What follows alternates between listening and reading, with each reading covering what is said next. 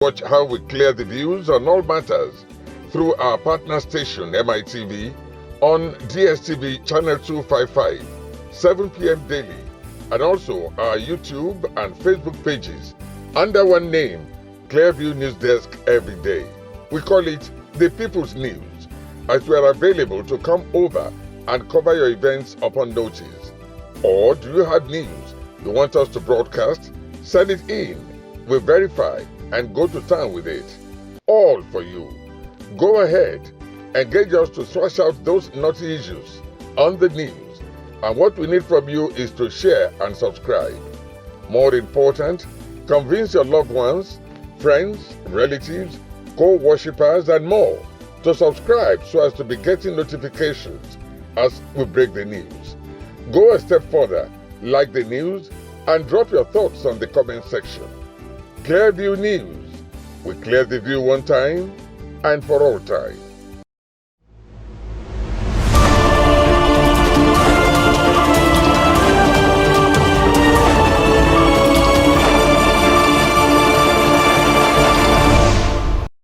Hello and welcome to Clearview News Desk. We're reaching you live from Nigeria's capital city, Abuja.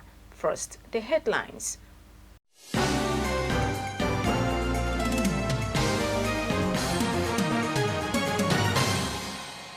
U.S. presidential candidate Trump picks one-time critic turned ally, 39-year-old Ohio. Senator J.D. Vance as vice president. Kano State High Court restrains Bayero from parading self as Emir of Kano, also bars deposed emirs of Bichi, Rano, Kaya, and Karaye.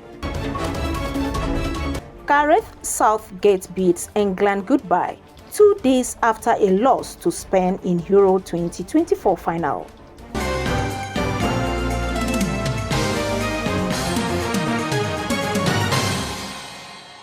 I am Imefonokun with this and more. Former U.S. President Donald Trump has picked Senator J.D. Vance of Ohio as his running mate. Vance, a one-time critic who became a loyal ally and is now the first millennial to join a major party ticket at a time of deep concern about the advanced age of America's political leaders. Making the disclosure in a post on his Truth social network at the Republican National Convention in Milwaukee, Trump said after lengthy deliberation and thought and considering the tremendous talent of many others, I have decided that the person best suited to assume the position of Vice President of the United States is Senator J.D. Vance of the great state of Ohio. Hours later, Vance formally received his party's formal nomination after walking into the floor of the convention to Marley Haggard's American Verse. Meanwhile, the 39-year-old Vance rose to national fame with the 2016 publication of his memoir, Hillbilly Elegy. He was elected to the Senate in 2022. Since the overthrow and killing of Muammar Gaddafi in 2011, Libya has witnessed a near-anarchy situation with rival militias vying for power and the Islamic State group gaining influence. This chaos was overseen by the late Gaddafi, as revealed in transcripts of phone calls made on February 25, 2011. Clearview's Florence Joshua brings us details of activities that led to his death. Of power, of dignity, of freedom for Africa! Africa for Africans! The land of Africa is for Africans everywhere! Our land is our land! Muammar al-Gaddafi, born 1942 near Sirte, Libya, died October 20, 2011. He was the de facto leader of Libya from 1969 to 2011. Gaddafi, who had been in power for more than 4 decades, was ousted following a national revolt in August 2011. After several weeks of evading capture, he was finally killed in October 2011 by rebel forces. Before his death and the subsequent invasion by the EU forces, a transcripted call between him and the UK former Prime Minister Tony Blair was realized. In the first call at 11:15 a.m., Gaddafi is quoted issuing a warning, They, that is, the jihadists, want to control the Mediterranean and then attack Europe. In the second call at 3:25 p.m., he elaborated saying, "We are not fighting them, they are attacking us." An organization has laid down sleeping cells in North Africa called the Al-Qaeda Organization. The sleeping cells in Libya are similar to dormant cells in America before 9/11. Sadly, Gaddafi's predictions have become a reality, with Libya becoming a hotbed of terrorism, human trafficking, and other heinous crimes. Former US President Barack Obama has acknowledged that his worst mistake was failing to plan the aftermath of intervening in Libya. Hello there. Let's look at these 16 real reasons why Colonel Gaddafi was killed. 1. There is no electricity bill in Libya. Electricity is free for all its citizens. There is no interest on loans. Banks in Libya are state-owned, and loans given to all its citizens are at a 0% interest by law. Home is considered a human right in Libya. Gaddafi vowed that his parents would not get a house until everyone in Libya had a home. All newlyweds in Libya receive 60,000 dinars, that is 50,000 US dollars, from the government to buy their first apartment. 5. Education and medical treatments are free in Libya. Before Gaddafi, only 25% of Libyans were literate. Today, the figure stands at 83%. 6. Libyans taking up farming as a career.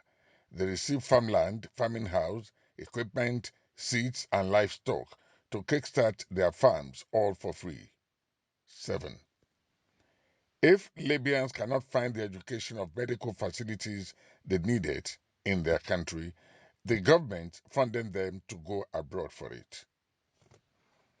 In Gaddafi's Libya, if a Libyan buys a car, the government subsidizes 50% of the price. 9. Can you believe? The price of petrol in Libya is 14 cents per liter. 10. Libya has no external debt and its reserves amount to $150 billion, now frozen globally. 11. If a Libyan is unable to get employment after graduation, the state will pay the average salary of the profession as if he or she is employed until employment is found. 12. A portion of Libyan oil sale is credited directly to the bank accounts of all Libyan citizens. 13. A mother who gave birth to a child under Gaddafi received US $5,000 as child benefit upfront. 14. 40 loaves of bread in Libya costs 15 cents. 15. 25% of Libyans have a university degree. 16. And the last. Gaddafi carried out the world's largest irrigation project, known as the Great Man-Made River Project, to make water readily available throughout the desert country. While opinions about Gaddafi's legacy are divided, some scholars believe he had a vision for a united Africa where the continent could speak with one voice at international forums such as the United Nations and be treated as equal partners. Others saw him as a Pan-Africanist who hoped for a unified African government. Despite his controversial reign, many now agree that Libya was more stable under his rule. Chairman, Senate Service Committee, Senator Sunday Karimi, APC, Kogi West, has disclosed that the National Assembly will soon work on the transfer of the responsibility of the conduct of elections to the local councils from the various state electoral bodies to the Independent National Electoral Commission, INEC.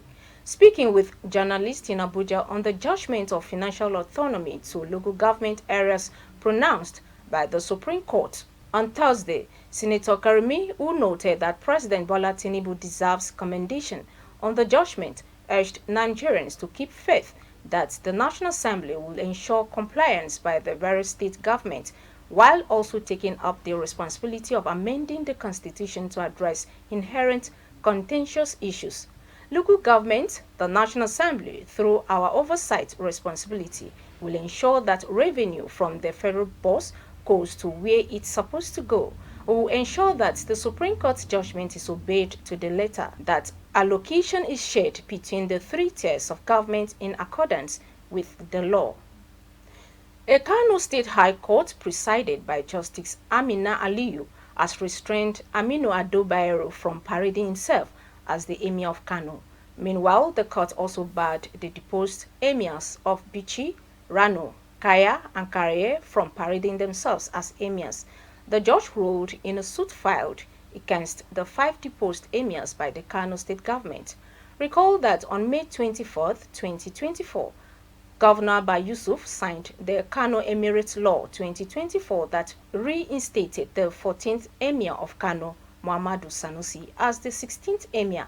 The suit followed the repeal of the Kano Emirate Law 2019 on May 23, 2024 by the Kano State House of Assembly, abolishing the 5 emirates created from the old Kano Emirate by ex-Governor Omar Kanduje. However, not satisfied with the order deposing him as Emir, Bayero approached the Federal High Court, Kano, and obtained an ex parte order restraining the governor and the police from sacking him as the Emir, pending the determination of his human rights application. However, delivering the judgment on Monday, Justice Aliyu restrained Bayero and 4 others from parading themselves as emirs. The judge also ruled that Yusuf assented to the law was done according to the dictates of the Constitution of the Federal Republic of Nigeria. Justice Aliyu, however, said the issue of evicting Bayero from the Nasarawa Mini Palace was a rent tribunal issue not presented before the court. She directed Bayero and 4 other emirs to quickly hand over all the Emirates' traditional royal artifacts to the government and the substantive Emir of Kano, Sanusi II. Ahead of the 2027 general elections and the upcoming gubernatorial election in Ondo State, the new Nigeria People's Party has redesigned and presented a new logo to Nigerian voters. The new logo, depicted with an academic cap and colors, red and white, the national leader of NNPP, Senator Rabiu Musa Kwankwaso, said stands for education and struggle for all Nigerians. Clearview News correspondent was there and now tells us more. At the gathering of party members in Abuja, the national leader of NNPP, Rabiu Musa Kwankwaso, noted how the previous logo suffered poor presentation during the 2023 general elections, leading to confusion among voters and the loss of crucial votes, hence the need for a new logo. The governor of Kano State, represented by his deputy, Aminu Kwaruso, expressed optimism that the new logo of the party will win upcoming elections in Nigeria, while the national leader of NNPP, Ajuji Ahmed, speaks on the essence of the new logo. So, ladies and gentlemen, may I present you this flag. It's so auspicious. I believe a right man that by the grace of God will have no difficulty when next elections are in this country. The stage is being set for this party to grow, to expand, and capture power at the center come 2027. Due to the issue of logistics, INEC will still use the old logo for off-season September 21st, 2024 governorship election in Edo State and the rerun election coming up in Kano State shortly. However, beginning with the November 16, 2024 off-season governorship election in Ondo State, this new logo will be on the ballot papers. Voters in these states mentioned above, that is Edo, Kano, and Ondo states, should take note. Our experience in the last general elections, when the old logo with its many colors posed a great challenge in the production of the ballot papers, gave us a clear indication that for the party, going forward, there was an urgent need to do something about the logo especially. The representative of the National Assembly members the Kano State House of Assembly Speaker, and other leadership of NNPP speak on the new innovation in the party. For us, this is an epic event. For us, this is dawn of a new era. We will continue join hands with this party in order to see the progress of this party at nation. The die is cast. In what sense? For us, the 2027 general election is just by the corner. But I would also want to use this opportunity to thank those in power, especially the APC, for doing a very good and marvelous job of decampaigning themselves and promoting good people. And I pray that the success that we deserve in this country will begin to reveal and manifest itself today by the special grace of God. The new logo with a book and an academic cap, Kwankwaso said, represents education and struggle for all Nigerians. Imefo Nokon reporting for Clearview News. A former presidential aspirant of the Social Democratic Party, SDP, and sexual rights activist Dorothy Nuhu Agenova has been honored with a doctorate degree in law from the Salvation Teaching Center over the weekend in Abuja, Nigeria's capital. Agenova was honored alongside other notable Nigerians for their outstanding accomplishment, hard work, and dedication to national building. Clearview's Gloriata was at the award ceremony and now brings us details.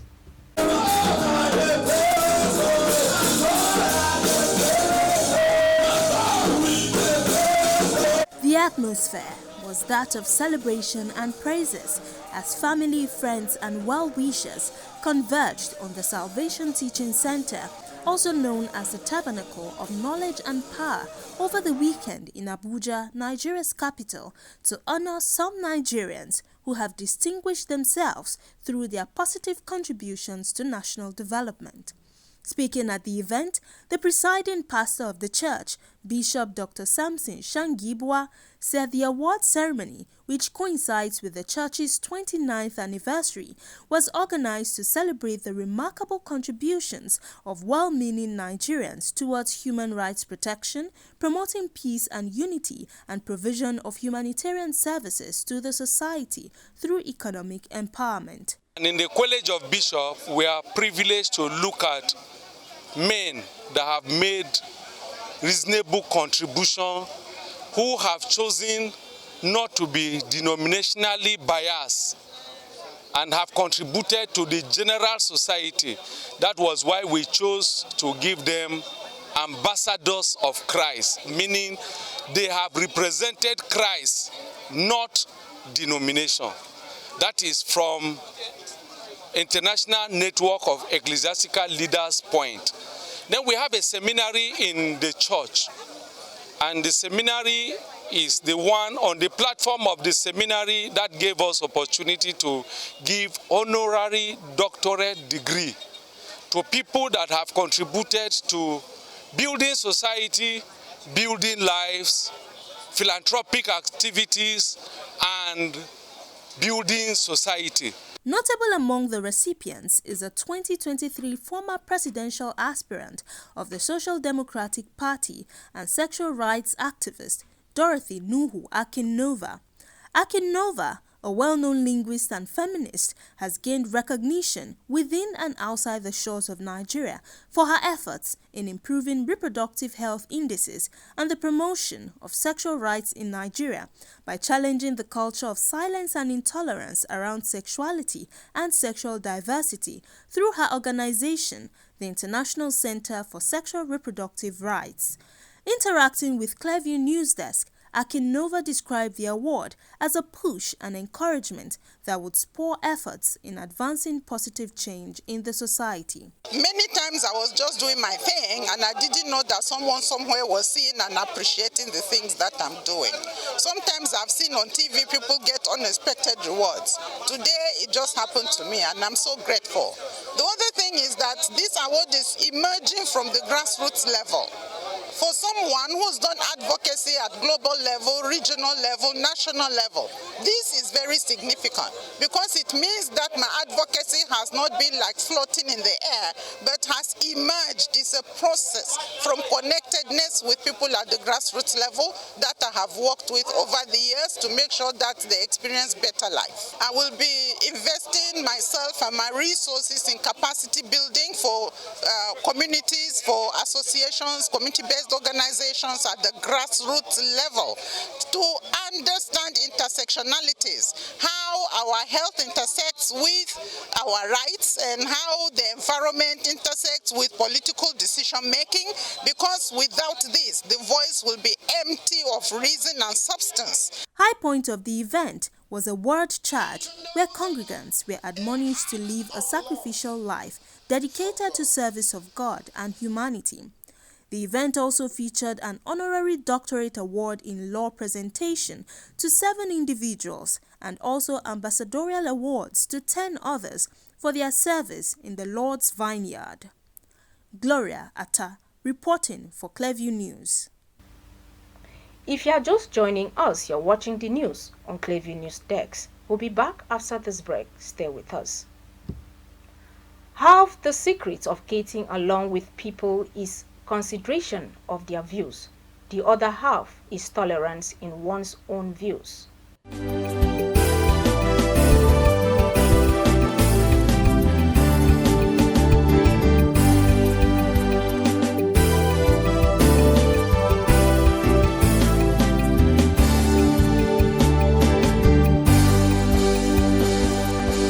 Welcome back. In a shocking discovery, the Ogun State Police Command has uncovered a kidnapper's hideout in a remote area of Okudu, Ijebu-Ibo, in the Ijebu North local government area. The hideout, located in a forest, was discovered to be the site where kidnappers carry out their nefarious activities. The Ogun State Commissioner of Police, Abiodun Alamatu, had on Monday led a team of police officers, family members and health officials into the bush, where they found buried in a shallow graves dead bodies of 2 victims, a 71-year-old man and a 37-year-old woman. 2 suspects, Monday Igwe, 41, and Chukwuemeka Bartolome, 40, were arrested and led the police to the forest and grave site. The suspect confessed to committing the crime, while 3 other members of their gang are still at large. My role is that I should follow them to somewhere to rob. So when we went there, we kidnapped the man. After that, they lead the man inside the bush. So they will collected money from his family. So after that, then I say if they delay not to pay the money, they will kill the man. This my friend, he can't call me. He say he can't call my house. He say they don't kidnap Baba, they don't kill Baba. I shock. The thing shocked me well because me with the Baba don't do well. So I can't meet her. I can't meet in friend. I can't tell her say I won't go. Everything they pay me to make her see Baba dead body. And they pay me them burial. How much were you given? So after that, after 1 week, now how much? They can't give me 150,000. Family members of the victims have thanked the police for their effort and calling on justice to be served on the perpetrators. Lamatu assured residents of safety and lives and properties and vowed to apprehend the fleeing gang members and ensure they face the full wrath of the law. We missed him from the eve of Nigeria to 2023/2024. It was going for last day, Passover night. That's what the news we got. And all necessary sacrifice we have made before we heard about this information, very sadly. I thank the Nigerian police for this extraordinary performance, because for someone to locate this place, we have been suspecting so many things, but at the end, we don't even know that the parasite is just by our side. It's just to reassure the well-meaning citizens of our avowed will to ensure that we keep the place safe and secured, and to equally use the opportunity to warn all criminal elements that they can only run, but they cannot hide. This comes barely 2 weeks after the 3 unsuspecting kidnappers were neutralized by men of the police force along the Shakamu-Ilesha Expressway. In the meantime, the police have urged residents to remain vigilant and report any suspicious activities to the authorities. Meanwhile, investigations are ongoing to apprehend fleeing members of the gang. And in sports, Gareth Southgate has announced his resignation as England's manager 2 days after the loss to Spain in Euro 2024 final. Southgate took over in 2016 when England's fortunes were at a low. But in the last 4 tournaments, he led England to 3 semi-finals and 2 finals. Meanwhile, prior to Southgate's appointment, the 3 Lions had reached just 3 major tournament semi-finals and 1 final in their history when they won the 1966 World Cup. Gareth Southgate said, "As a proud Englishman, it has been the honor of my life to play for England and to manage England. It has meant everything to me and have given it my all. But it's time for change and for a new chapter." Sunday's final in Berlin against Spain was my final game as England manager. I joined the FA in 2011, determined to improve English football.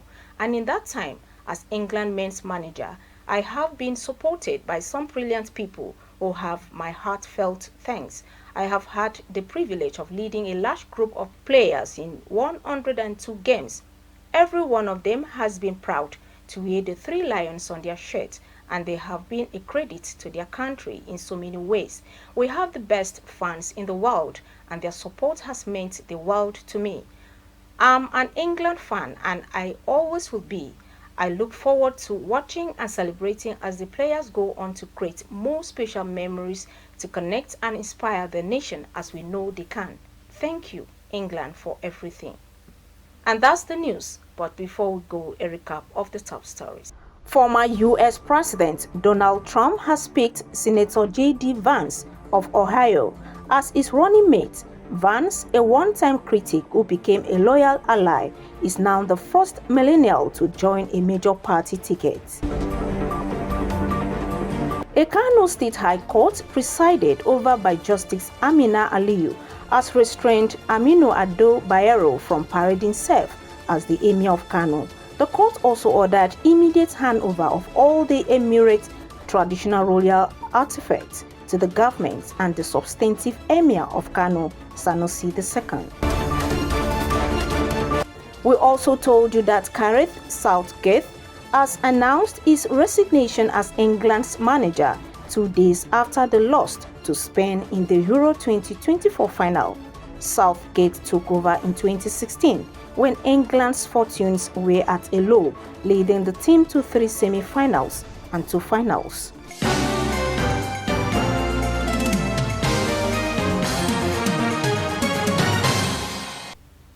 You can follow up on latest events and happenings around you via social media platforms on Facebook, Instagram, and YouTube at Clearview News Desk, or via handle on X, formerly known as Twitter, at Clearview Online.